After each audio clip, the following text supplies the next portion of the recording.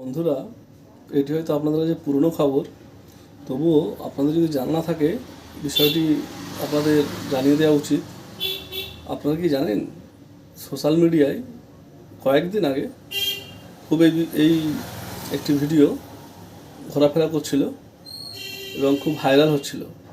ভিডিওটা কি, যে মুম্বাইয়ের রাস্তাঘাট প্রচুর জ্যাম হয়ে গিয়েছে এবং মুসলিম কিছু নেতা এবং বেশি মুসলিমরা তারা র্যালি করছে কি নিয়ে, যে আমাদের রসুল সাল্লাল্লাহু সাল্লামকে কটূক্তি বা কিছু বাজে ভাষা বলা হয়েছে সেই বিষয় নিয়ে।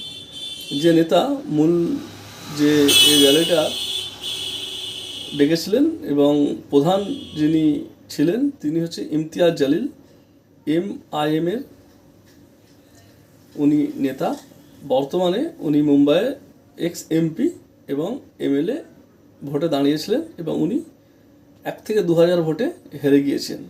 তো হারার মূল কারণ বিজেপি বা RSS না, সেকুলার দলগুলো মিলেই ওনাকে হারিয়েছে এবং যারা ভোট কেটেছে সবথেকে বেশি সে সংখ্যালঘু মুসলমান। তাই এই বিষয়টা ক্লিয়ার, নিজেরা নিজের দোষেই হারছে এবং কাউকে আগে এগোতে দিচ্ছে না।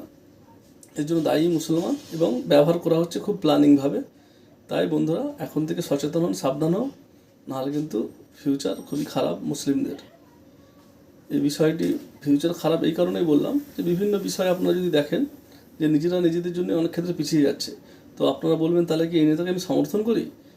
সমর্থন অসমর্থনের ব্যাপার না, তো বিষয়টি আমি আপনাদের তুলে ধরলাম, যাকে নিয়ে খুব ছেলেরা বা ইয়াং ছেলেরা খুব হইচই করছিল এবং খুব ভাইরাল করছিল।